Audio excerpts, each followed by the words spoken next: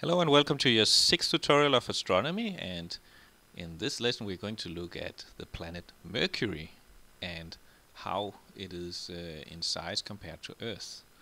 And I found this picture, and there's the copyright down here, so I hope that's fine. And here we have Earth over here, we have the United States, and you can see the size of Mercury here. It's more or less United States would fill so much from east to west, so that would be almost half the globe if you were on Mercury. And comparison to the moon, then it would actually be maybe a little more than half the globe to just travel from east to west of United States. And I think the size of Europe is maybe more or less the same from east to west. So it could be United States and Europe around, and then you have the size of the moon, and then Mercury would be kind of a little bit bigger.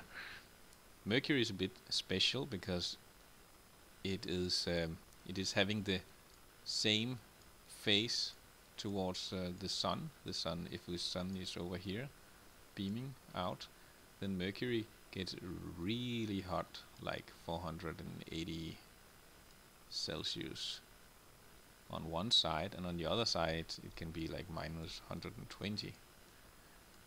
And then you wonder, how can it be so much different between this side over here and this side over there? It's also because there's no atmosphere in Mercury, so that means it's just sort of there's no air, there's no pressure around you when you're there, and over here it's kind of very much emptiness, but it's very, very hot.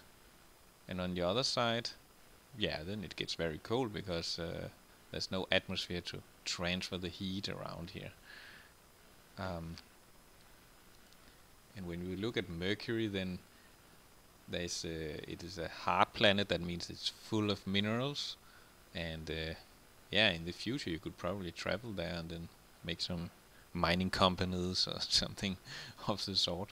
But there would also be a lot of sun blast, like radioactive waves from the sun, so you need to have some sort of screen towards that. But you can also just be on the other side over here of Mercury, and yeah, that would be interesting.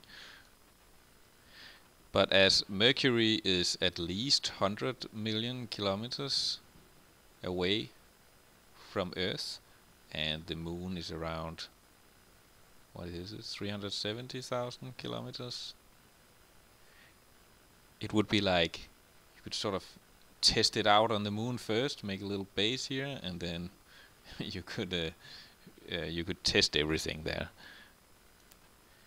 So we're going to look at each of the planets, all the 8 planets, and in comparison to Earth, so we have some sort of idea what the planets are like, and then we know about the size, the distance, and what some of the qualities are of the different planets, and then we're pretty clever, I suppose.